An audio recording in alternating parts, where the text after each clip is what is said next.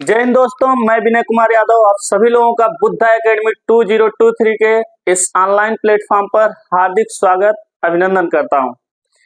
जैसा कि आप सभी लोग जानते हैं, कल एक वीडियो हमारा पड़ चुका है जो टेंस पर था और टेंस का वीडियो बनाने का मकसद मेरा एक था कि उससे करीब 3 से 4 क्वेश्चन पूछे जाते हैं, यानी कि 15 से 20 नंबर के क्वेश्चन करीब टेंस से पूछे जाते हैं और सिर्फ पहचान पूछी जाती है टेंस की, और कभी कभी इंटरचेंज पूछा जाता है।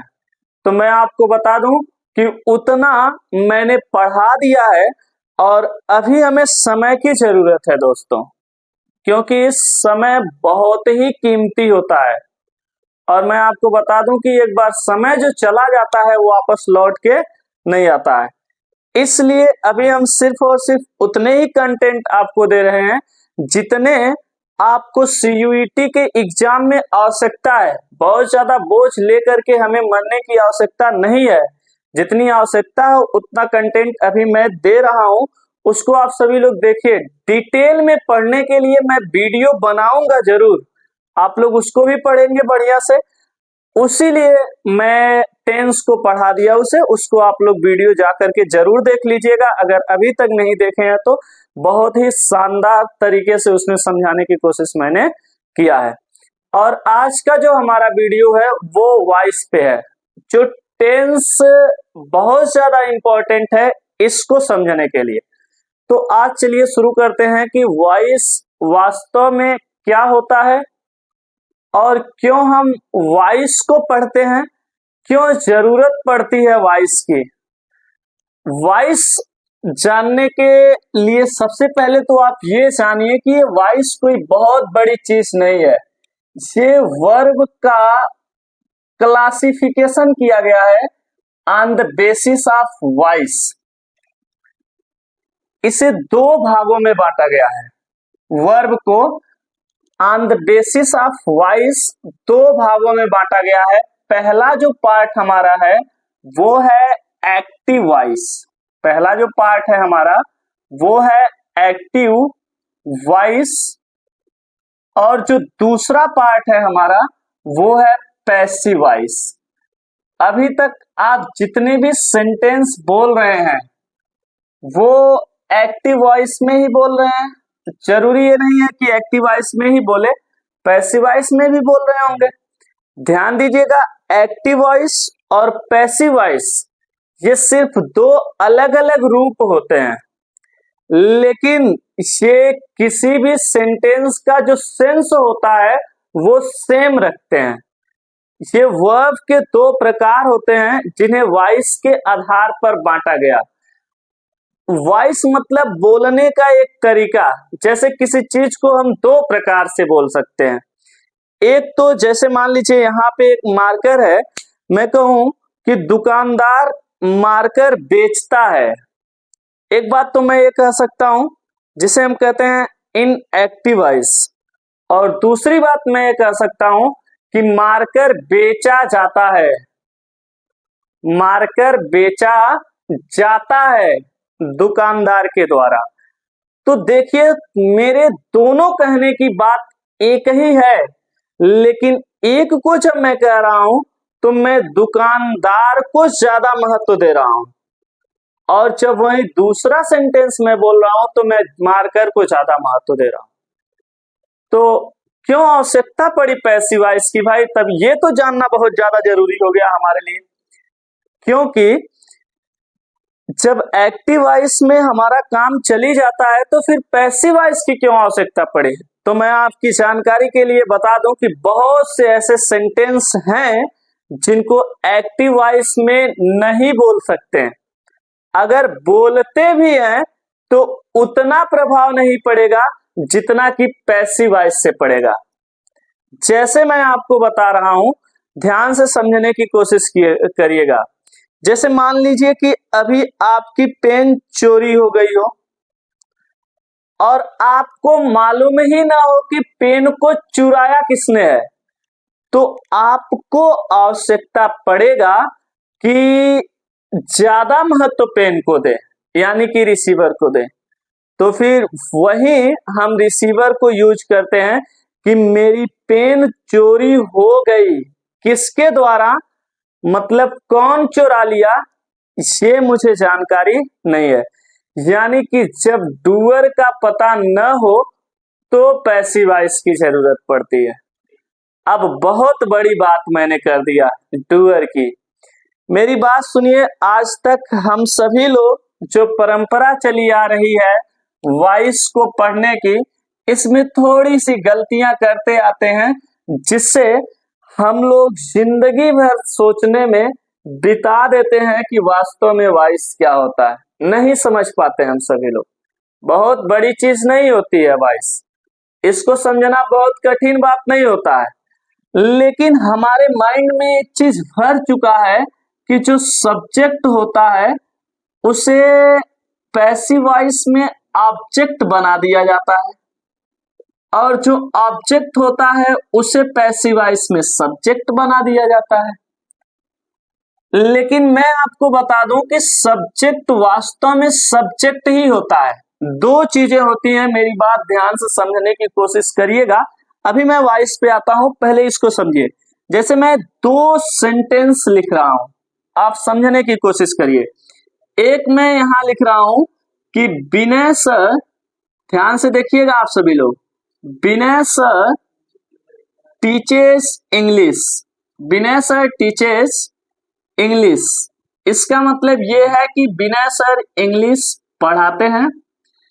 और वही दूसरा मैं सेंटेंस लिख रहा हूं, English is taught, English is taught, English पढ़ाई जाती है by Vinay sir, English is taught by Vinay sir, English is taught by Vinay sir. दो चीजें देखिए आप सभी लोग, ये थोड़ा सा साइड करते हैं। English is taught by Vinay sir और एक है विनय सर टीचेस इंग्लिश। दो सेंटेंसेस मैंने लिखा। एक का मतलब है कि विनय सर इंग्लिश पढ़ाते हैं, और दूसरे का मतलब है इंग्लिश पढ़ाया जाता है विनय सर के द्वारा। तो मैं आपसे अगर पूछूं कि इन दोनों सेंटेंस में सब्जेक्ट क्या है, तो आप ध्यान से समझिए कि यहां पे सब्जेक्ट है विनय सर और इस सेंटेंस में सब्जेक्ट है इंग्लिश। लेकिन ये बात तो दोनों सेम ही कर रहे हैं, तो फिर क्या आवश्यकता पड़ी इसकी? तो ये बात अभी अभी मैंने बताने की कोशिश किया, अभी फिर और अच्छे से क्लियर करूंगा इसको, थोड़ा समझिए आप सभी लोग। तो फिर विनय सर यहाँ सब्जेक्ट हैं, लेकिन मैं आपको बता दूं कि ये सब्जेक्ट के साथ साथ डूअर हैं। डूअर का मतलब होता है हिंदी में काम को करने वाला, काम को करने वाला, यानी कि जो कार्य को करता है उसे ही हम कहते हैं डूअर। यानी कि ये जो हमारा वर्ब हो रहा है, इसको जो करता है उसे हम कहते हैं डूअर। और हमें अब तक पढ़ाया गया है सब्जेक्ट माने करता। लेकिन मैं आपको बता दूं, जो कार्य को करता है यानी कि कार्य को करने वाला, उसे हम डूअर कहते हैं, उसे हम सब्जेक्ट नहीं कहते हैं। सब्जेक्ट का डेफिनेशन तो ये होता है कि किसी भी सेंटेंस में जिसके बारे में कोई चीज बताई जाती है, कोई बात कही जाती है, कोई चीजें सिखाई जाती हैं, कोई चीज उसके बारे में डिस्क्रिप्शन दिया जाता है, तो जिस चीज के बारे में डिस्क्रिप्शन दिया जाता है, बताया जाता है, उसी वर्ड को हम कहते हैं सब्जेक्ट। ये कोई जरूरी नहीं है कि सब्जेक्ट डूअर भी हो, यानी कि वो सब्जेक्ट कोई काम करे, ये कोई जरूरी नहीं है। डूअर अलग चीज होता है और सब्जेक्ट अलग चीज होता है। मेरी बात सुनिए, इसके बाद हमें इसे पढ़ाया गया है ऑब्जेक्ट। तो ये ऑब्जेक्ट याद रख सकते हैं, कोई दिक्कत नहीं है, ये ज्यादा कंफ्यूज नहीं करता है, कंफ्यूज ये करता है। ये वास्तव में क्या होता है, तो ये वास्तव में जो ऑब्जेक्ट होता है वो हमारा रिसीवर होता है। मेरे कहने का मतलब ये है कि जो कार्य को करता है यानी कि डूअर जिस कार्य को करता है उस कार्य को कोई रिसीव करता है। रिसीव करता है मतलब उस कार्य पे प्रभाव पड़ता है, तो सॉरी उस कार्य का उस शब्द पे प्रभाव पड़ता है, तो उस शब्द को ही हम कहते हैं रिसीवर। ऑब्जेक्ट से ज्यादा झमेल नहीं होता है हमारा रिसीवर से मतलब होता है। जो हमारी मेन बुक कहती है, आप जब कभी पढ़ेंगे बहुत अच्छी बुक्स को तो आप पाएंगे वहां पे पाएंगे कि जो रिसीवर होता है वो और जो डूअर होता है इन दोनों का कमाल होता है वॉइस में, और इसमें मेन भूमिका जो निभाता है वो हमारा निभाता है वर्ब। अब ध्यान से समझिए, इसी वर्ब के दो प्रकार होते हैं, एक एक्टिव वॉइस में लिखा जाता है और दूसरा पैसिव वॉइस में लिखा जाता है। कब इसे एक्टिव वॉइस में लिखने की आवश्यकता होती है और कब इसे पैसिव वॉइस में लिखने की आवश्यकता होती है, इस बात को ही अगर हम समझ ले तो एक्टिव वॉइस और पैसिव वॉइस आसानी से बनाया जा सकता है, कोई बहुत बड़ी चीज नहीं होती है मेरे हिसाब से। अब मेरी बात दिमाग में रखिए आप सभी लोग, ये डूअर है और ये रिसीवर। जब हमें डूअर को ज्यादा महत्व न देना हो, ज्यादा इंपॉर्टेंस डूअर को न दे करके ज्यादा इंपॉर्टेंस हमें रिसीवर को देना हो, तो फिर हम वर्ब पैसिव वॉइस का प्रयोग करते हैं, और जब ज्यादा इंपॉर्टेंस हमें डूअर को देना हो तो फिर हमें वर्ब जो है एक्टिव वॉइस का प्रयोग करते हैं। अब एक्टिव वॉइस वर्ब क्या होते हैं, पैसिव वॉइस वर्ब क्या होते हैं, अभी कुछ ही देर में आपका क्लियर हो जाएगा। अभी मैं भूमिका बना रहा हूं, उसको समझने की कोशिश करिए आप। बहुत बड़ी बात मैं कह रहा हूं जो इम्पोर्टेंट है मेरे नजरिए से, इसको समझने की कोशिश आप करिएगा। अब पैसिव वॉइस की क्यों आवश्यकता पड़ी जब वास्तव में बात एक्टिव वॉइस की ही हो रही है? तो मैं आपको बता दूं, बहुत ज्यादा आवश्यकता होता है इसका। जब आप किसी दुकान पे जाते हैं तो आप नहीं जानते हैं उस दुकानदार का नाम, मतलब वो दुकानदार जो करने वाला होता है उसके अंदर काम, उसको आप नहीं जानते हैं। लेकिन यदि उसी दुकान का आपको बैनर बनवाना हो तो आप वहां पे मान लीजिए कोई ऐसी दुकान जिसपे चप्पल जूता बेचा जाता है, तो आप क्या लिखवाएंगे कि यहाँ चप्पल जूते मिलते हैं। अब चप्पल जूते मिलते हैं का मतलब वो वाला चप्पल जूते मत समझ लीजिएगा आप लोग, ये बात भी दिमाग में रखिएगा। मान लीजिए बुक पे आते हैं, चप्पल जूते को थोड़ा देर साइड रखते हैं, नहीं तो चप्पल जूते मिलने लगेंगे तो दिक्कतें बढ़ जाएंगी। मान लीजिए कहीं बुक बेची जाती हो तो वहां लिखा जाएगा यहाँ किताबें बेची जाती हैं। अब कौन बेचता है इससे हमें मतलब नहीं है, क्योंकि भाई मुझे तो किताब लेनी है, किताब यहाँ बेची जाती है, चलिए हम किताब को ले लेते हैं, कोई बहुत दिक्कत नहीं है, इस बात को समझते हैं। तो मुझे हाईलाइट करने की जरूरत है बुक को, तो वहां पे मुझे वर्ब लिखना होगा कौन सा, तो पैसिव वॉइस। अभी मैं बता रहा हूं कि पैसिव वॉइस वर्ब क्या होता है, थोड़ी देर सब्र करिए आप। तो ये पैसिव वॉइस वर्ब की आवश्यकता होती। लेकिन अगर हमें बुक से मतलब नहीं होता, अभी मान लीजिए मैं अपने दोस्त के साथ जा रहा हूं, दो दोस्त हैं, एक तीसरा दोस्त हमारा किताब बेच रहा होता है और मुझे उस दोस्त के बारे में कहना, अरे यार अनिल यही किताब बेचता है, तो अब मैं महत्व तो अनिल को दे रहा हूं क्योंकि मुझे अनिल से मतलब है, अब किताब से अभी नहीं। तो फिर हमें जब डूअर की आवश्यकता पड़ती है, ज्यादा महत्व तो मुझे डूअर को देना है, तो फिर हम किसका प्रयोग करेंगे, तो फिर हम एक्टिव वॉइस रूप का प्रयोग करेंगे। ये होता है एक्टिव वॉइस और पैसिव वॉइस का झमेला। आजकल बहुत सुर्खियों में, वैसे चुनाव का समय चल रहा है, मैं आपको बता दूं कि आज देखिए जब नेताजी लोग भाषण देते हैं तो ज्यादातर सेंटेंस पैसिव वॉइस का प्रयोग करते हैं। जनता को लूट लिया गया, किसके द्वारा लूट लिया गया इसकी बात नहीं करते हैं, क्योंकि वो जानते हैं कि अंडरस्टूड शब्द है, वो सब जानते हैं कि किसने जनता को लूटा। और मैं आपको बता दूं, और वो लोग कहते हैं आपको न्याय नहीं दिया जा रहा है, संविधान संशोधन किया जा रहा है, अच्छा, ये सभी सेंटेंस जो है यहाँ पे जो डूअर है वो इंस्टूड है, पता नहीं कहाँ पे छिपा हुआ है भाई। लेकिन यहाँ पे आवश्यकता हमें किसकी है, तो रिसीवर की, ज्यादा महत्व हमें रिसीवर को देना है। तो हम जो है कि यहाँ पे वह प्रयोग करेंगे कौन सा, पैसिव वॉइस, बहुत ज्यादा जरूरी है पैसिव वॉइस का प्रयोग। तो आप ये समझने की कोशिश करिएगा कि बहुत ज्यादा इंपॉर्टेंट है पैसिव वॉइस, यूं ही नहीं बना दिया गया। कोई चीज का महत्व ना होता तो उसे लोग फेंक देते हैं, आप समझिएगा इस बात को। जहां महत्व न हो वहां से मतलब उस चीज को निकाल ही दिया जाता है। तो ये चीजें होती हैं। जैसे मान लीजिए अभी मैं ये मार्कर ही खरीद के लाया, तो मार्कर के ऊपर यहाँ पन्नी लगी रहती है, तो मुझे उसकी आवश्यकता नहीं होती है, हम उसको निकाल के फेंक देते हैं।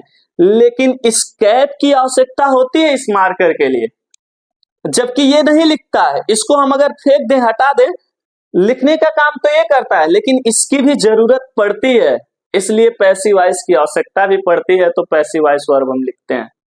ये वर्ब ही होते हैं वास्तव में, लेकिन इन वर्ब को यूज तब किया जाता है जब हम देखते हैं कि रिसीवर को हाईलाइट कर रहे हैं या फिर डूअर को हाईलाइट कर रहे हैं। अब महत्व देने से भी मतलब थोड़ा समझ लीजिए। जैसे मान लीजिए यदि आपको किसी को ज्यादा महत्व देना हो तो मतलब उसको सबसे पहले लिखने की कोशिश करेंगे, उसको सबसे पहले बोलने की कोशिश करेंगे। मेरे कहने का मतलब यह है कि आपके घर अगर कोई कार्यक्रम पड़ा मान लीजिए, तो बहुत से लोग आएंगे, लेकिन उसमें एक मुख्य अतिथि रहेंगे जिनको आप ज्यादा महत्व देंगे। तो उनकी जो चेयर लगी होती है वो एकदम ठीक सामने लगी होती है, बढ़िया से एकदम आगे, हाँ बकायदे, और उस पे लिखा रहता है माननीय मुख्य अतिथि जी, उनका नाम भी होता है नीचे, उनको ज्यादा हाईलाइट किया जाता है। तो आप समझने की कोशिश करिए, हाईलाइट करने से मेरा मतलब यही है कि किसको ज्यादा महत्व दिया जा रहा है उसी को पहले लिखा जाता है, और जब वहां रिसीवर को पहले लिखा जाता है तो वह पैसिव वॉइस लिखा जाता है, और जब डूअर को पहले लिखा जाता है तो वह एक्टिव वॉइस लिखा जाता है। अब सबसे पहले हम समझ लेते हैं कि वास्तव में ये एक्टिव वॉइस वर्ब और पैसिव वॉइस वर्ब क्या होते हैं, इस चीज पे हम चर्चा कर लें, फिर आगे बढ़ते हैं रिसीवर डूअर को। अभी हम सेंटेंस के माध्यम से जब समझने की कोशिश करेंगे तो समझ लेंगे, आप इसको समझिए फिलहाल अभी। तो ये दो सेंटेंस है, आप देखिए यहाँ पे रिसीवर को ज्यादा महत्व मैंने दिया। मान लीजिए मुझे किताब खरीदने जाना हो कहीं, मान लीजिए मुझे इंग्लिश पढ़ना ही हो खाली, हटा दीजिए कौन पढ़ाता है इसे हमें मतलब नहीं, इंग्लिश इज टॉट, इंग्लिश पढ़ाई जाती है, because this is a language and all language is taught, sorry all languages are taught. तो सभी चीजें हैं ये पढ़ाई जाती है भाई, तो पढ़ाई जाती है, मुझे पढ़ना है, किसके द्वारा, आई डोंट नो। लेकिन यहाँ विनय सर इंग्लिश पढ़ाते हैं। जैसे कोई चीज होता है ना, जैसे मान लीजिए कि कहीं आप दवा लेने जाए तो लिखा रहता है दवाएं मिलती हैं यहाँ पे, यहाँ दवाएं बेची जाती हैं, लेकिन कुछ लोग डॉक्टर को प्रीफर करते हैं तो लिखते हैं कि डॉक्टर संदीप यहाँ पे दवाई देते हैं। इस बात को दिमाग में रखिएगा। तो उनको महत्व देते हैं तो फिर डूअर को महत्व दे रहे हैं तो फिर एक्टिव वॉइस वर्ब लिखेंगे, रिसीवर को महत्व दे रहे हैं तो पैसिव वॉइस वर्ब लिखेंगे। इस बात पे आप ध्यान रखिएगा, यही होता है एक्टिव वॉइस पैसिव वॉइस, बोलने का तरीका, बस बहुत बड़ी चीज नहीं होती है। I don't know what is definition of this, वास्तव में तो जानता हूं लेकिन अभी जानने की जरूरत नहीं है क्योंकि अभी हमें एग्जाम निकालना है। तो आप इस बात पे केयर करिए कि अभी हमें एग्जाम निकालना है और अभी हमें ज्यादा से ज्यादा नंबर लाना है, तो आप इस बात पे थोड़ा गौर करिएगा आप सभी लोग। आगे आकर देखते हैं इसे कि ये वर्ब के कैसे हम जाने कौन सा वॉइस फॉर्म दूसरा वॉइस का फॉर्म होता है। तो फिलहाल हम इसको आगे बढ़ते हैं, अभी ये मिटा देते हैं, फिर हम रिसीवर डूअर को समझते चलेंगे, उसी में चेंज करने के साथ साथ कैसे पता करें कि ये रिसीवर है। तो बेसिकली हमारे बहुत ही टीचर्स लोग पढ़ाते आ रहे हैं और वो परंपरा बहुत सही भी लगी मुझे भी, कि अगर वर्ब के साथ क्या और किसको से जवाब ढूंढा जाए तो फिर हमें रिसीवर का पता चल जाता है, और वास्तव में चल जाता है। तो आप इस बात पे ध्यान रखिएगा। तब तक थोड़ा हम देख लेते हैं, वॉइस को समझने की कोशिश करते हैं। ध्यान दीजिए, अब आते हैं वर्ब पे कि वर्ब कैसे होते हैं दो वॉइसेस में। अभी पिछले वीडियो में मैंने टेंस पढ़ा करके आया है, वो जो भी टेंस थे वो सभी एक्टिव वॉइस में थे। टेंस की पहचान पैसिव वॉइस में भी पूछी जा सकती है मेरे दोस्त, तो इसे भी बहुत ही ध्यान से आप पढ़िएगा क्योंकि बहुत ज्यादा जरूरी है। तो फिलहाल एक बार फिर टेंस पे हम नजर डालते हैं, देखते हैं, क्योंकि उन्हीं के तो पैसिव वॉइस बनते हैं। तो समझने की कोशिश करिए। अभी कल ही मैंने बताया था पिछले वीडियो में कि एक वर्ब के कुल कितने फॉर्म होते हैं, तो एक वर्ब के कुल 5 फॉर्म होते हैं। एक वर्ब के कुल 5 फॉर्म होते हैं और वही पांचों फॉर्म हमें कोई ना कोई टेंस बताते हैं। जैसे एक वर्ब राइट है तो इसका जो सेकेंड फॉर्म होता है तो वो होता है रोट। इसका जो थर्ड फॉर्म होता है वो होता है रिटेन, और इसका जो आईएनजी फॉर्म होता है वो होता है राइटिंग, और इसका जो एसआईएस फॉर्म होता है वो होता है क्या, तो वो हमारा राइट्स होता है। समझ रहे हैं कि नहीं इस बात को? आप सभी लोग समझने की कोशिश करिए। और यही फॉर्म हमें कोई ना कोई टेंस बताते हैं। कल मैंने टेंस की वीडियो, बार बार कह रहा हूं, कल मैंने टेंस की वीडियो अपलोड की है, आप उसको जरूर देखिए क्योंकि बहुत कुछ उससे आपको कंफर्म होगा और अच्छा नंबर मिलेगा आप सभी लोगों को। ध्यान दीजिए, नंबर तो मिलेगा ही, ज्ञान की भी बहुत ज्यादा आवश्यकता है क्योंकि हम पढ़े लिखे हैं। कोई पूछ ले हमसे भाई तो हम क्या करेंगे, जानना चाहिए ना। तो आप जा करके उसको देखिए।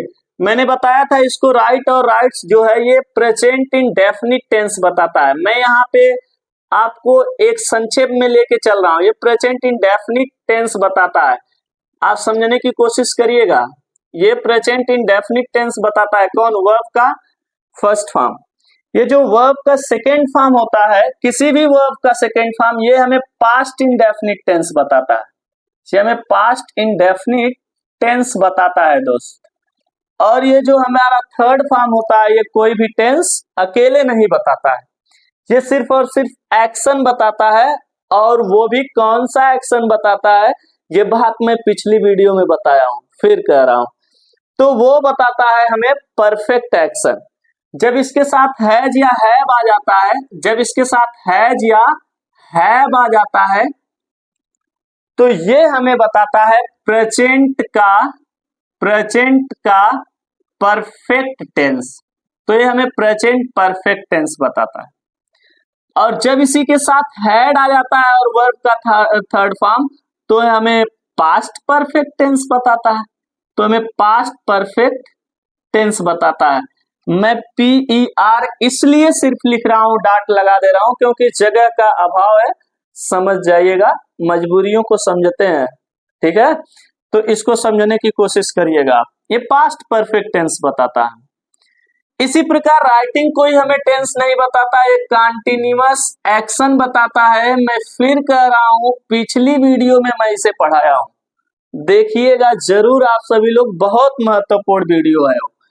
अब इसमें ये कब बताता है टेंस? तब जब इसके साथ इस, ये थोड़ा सा हम इसको भी मिटा ही देते हैं और हमें डिस्टर्ब कर रहा है, लेकिन फिर भी कोई बात नहीं, हम इसको मिटा नहीं रहे हैं, यहाँ पे लिख दे रहे हैं। इसके साथ जब इस या फिर आर या फिर एम आता है तो आप लोग बताइए कौन सा टेंस बताता है? तो ये बताता है प्रेजेंट कॉन्टिन्यूअस टेंस। ये बताता है प्रेजेंट कॉन्टिन्यूअस टेंस। और जब इसके साथ वॉज या वर आता है, वॉज या वर आता है तो ये बताता है पास्ट कॉन्टिन्यूअस टेंस। अब मैं आपको एक बात और बता दूं कि इसके साथ जब हैज या हैव बीन उसके बाद आईएनजी फॉर्म आता है तो हमें बताता है प्रेजेंट परफेक्ट कॉन्टिन्यूअस टेंस। और जब इसके साथ हैड, बीन और वर्ब का आईएनजी फॉर्म आता है तो ये बताता है पास्ट परफेक्ट कॉन्टिन्यूअस टेंस। पीछे मैंने शायद वर्ब का फर्स्ट फॉर्म बोला, माफ करिएगा, गलती से निकल गया। तो पास्ट का परफेक्ट कॉन्टिन्यूअस टेंस बताता है। इस बात को आप समझने की कोशिश करिए। मैं उसे फिलहाल नहीं लिख रहा हूं क्योंकि उस टेंस का पैसिव वॉइस बनता ही नहीं है। और क्यों नहीं बनता है, घबराइए मत, थोड़ी देर में ये भी बात मैं आपको बताऊंगा। और अगर बनता तो क्या मिस्टेक हो जाती, इसे भी मैं बताऊंगा, समझने की कोशिश करिए आप बस। तो उसका पैसिव वॉइस नहीं बनता है। तो ये एक्टिव वॉइस में अभी मैं बता रहा हूं आपको, ये जितने भी टेंस हैं तो मेरे दोस्त ये किस वॉइस में है, तो मैं आपकी जानकारी के लिए बता दूं, क्योंकि वॉइस ही पढ़ा रहा हूं, तो ये सभी के सभी एक्टिव वॉइस में है। ये सभी के सभी किस वॉइस में है, तो ये सभी के सभी एक्टिव वॉइस में है। इस बात को आप गौर करिएगा, जो बहुत ज्यादा इंपॉर्टेंट है, ये थोड़ा सा इंपॉर्टेंट है, इसको समझिएगा। ये सभी अभी मैंने एक्टिव वॉइस में बताया, यानी कि इन वर्ब को हम तभी लिखेंगे टेंस बताने के लिए जब हम किसे हाईलाइट करेंगे, डूअर को। किसे? डूअर को। और जब हमें महत्व देना होगा रिसीवर को, तो फिर हम इन्हें नहीं, तो फिर हम पैसिव वॉइस वर्ब को लिखेंगे। और पैसिव वॉइस वर्ब क्या होते हैं उसको समझने की कोशिश करिए। कल मैंने टेंस वाली वीडियो देखी, बहुत इंपॉर्टेंट है दोस्त, बार बार कह रहा हूं, जाके जरूर देखिएगा उस वीडियो को। कल मैंने टेंस वाली वीडियो बनाते वक्त, यानी कि उसमें पढ़ाते वक्त मैंने बताया था कि एक वर्ब टू बी होता है, यानी कि is, are, am, was, were, been, being जो होते हैं, बिना उनके पैसिव वॉइस बन ही नहीं सकता।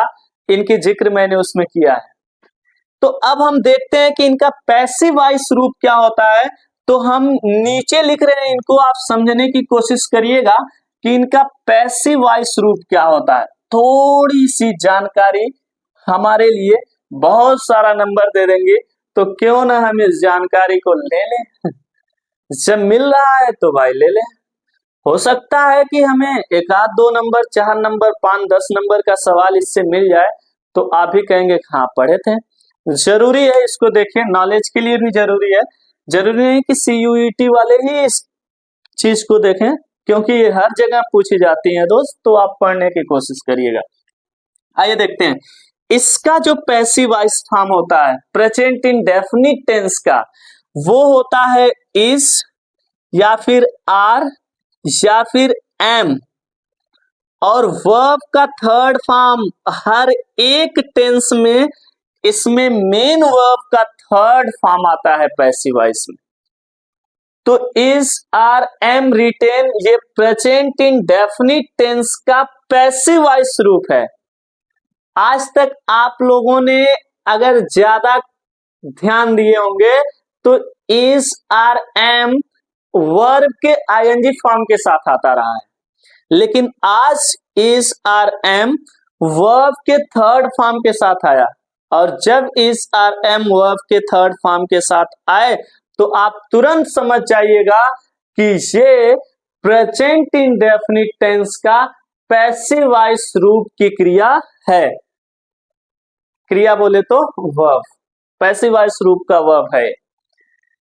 अच्छा, अब इज लगेगा कि आर लगेगा कि एम लगेगा, ये तो आप जानते हैं कि आई के साथ एम, यू के साथ आर, ही के साथ इज, सी के साथ इज, और इट के साथ इज, दे के साथ आर, सिंगुलर के साथ इज, प्लूरल के साथ आर। एक एकलौता बच्चा है जो आई है, उसके साथ एम लगता है, ये दिमाग में रखिएगा। और तो इसका पैसिव वॉइस, जब इसका इज, आर, एम, तो इसका पैसिव वॉइस रूप होता है दोस्त वॉज या वर।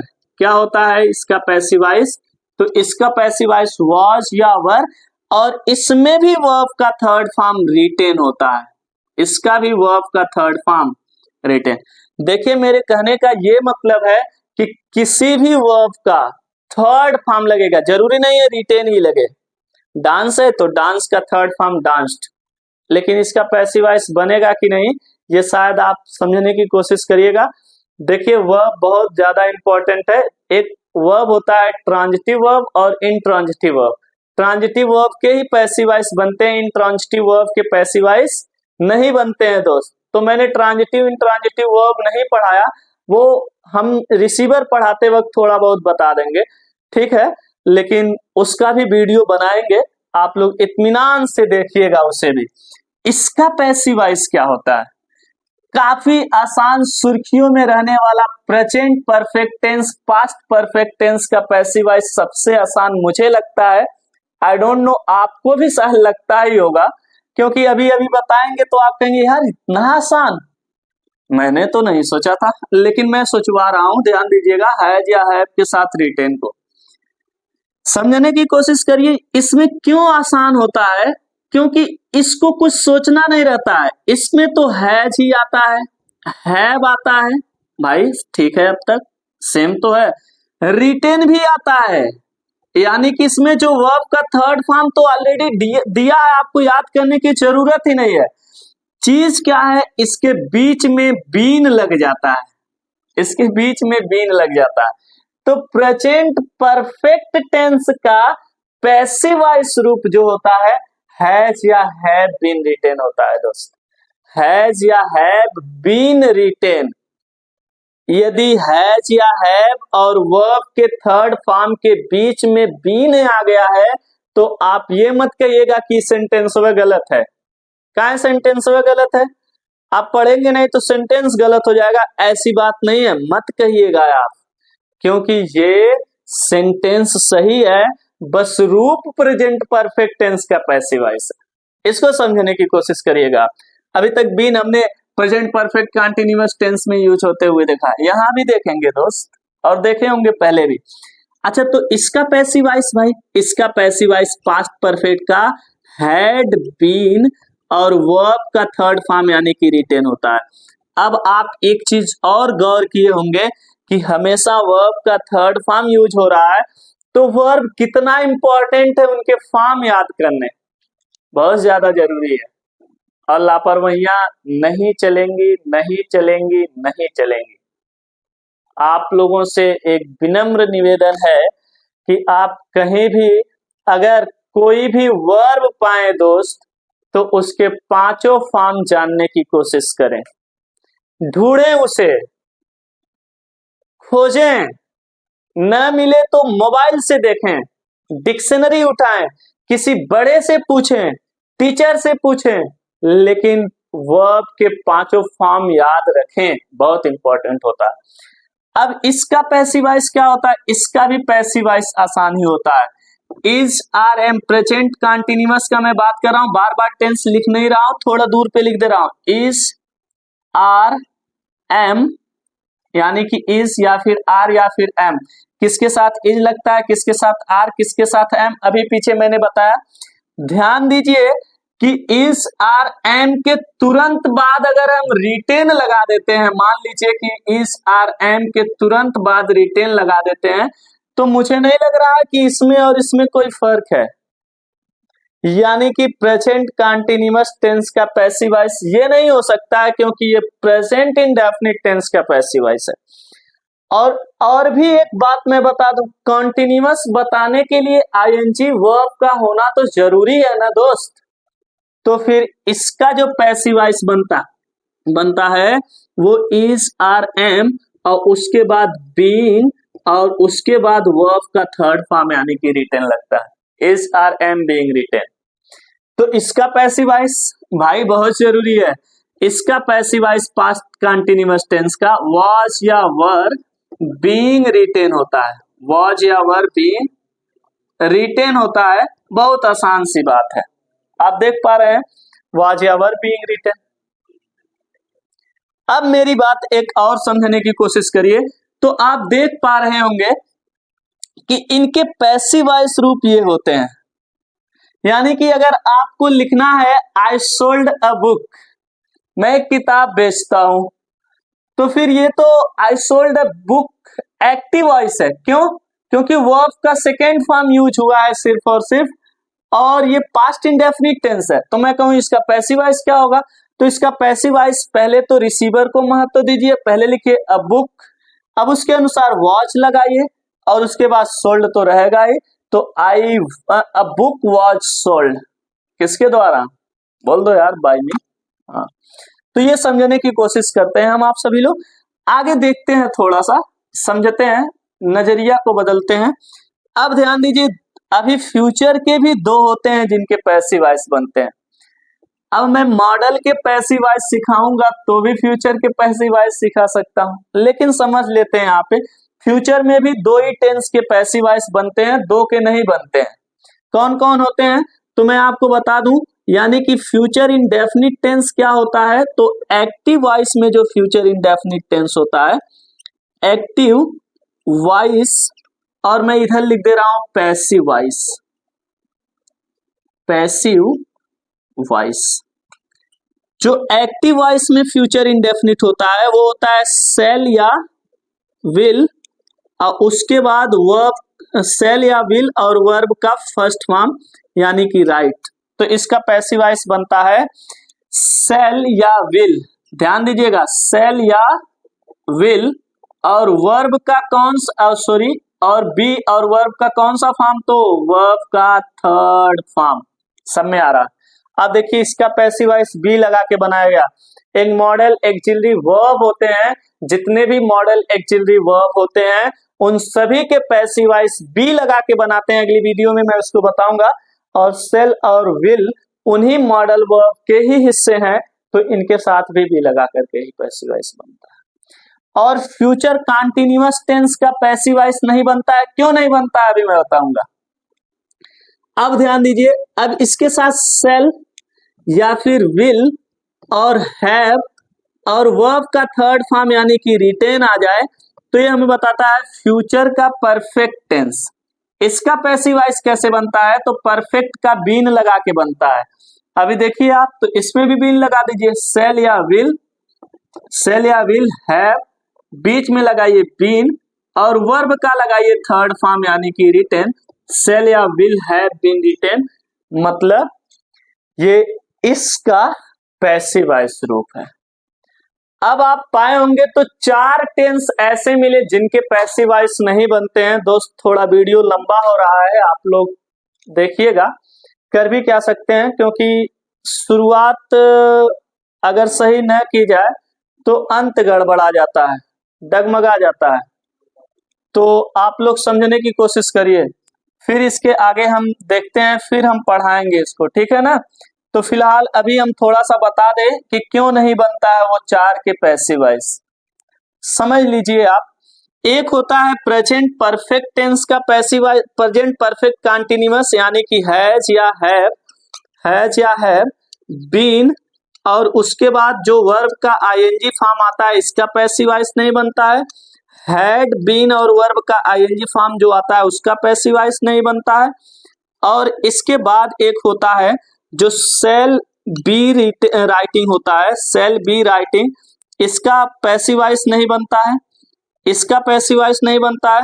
और सेल हैव बीन जो राइटिंग होता है इसका पैसिव वॉइस नहीं बनता है। मेरे कहने का मतलब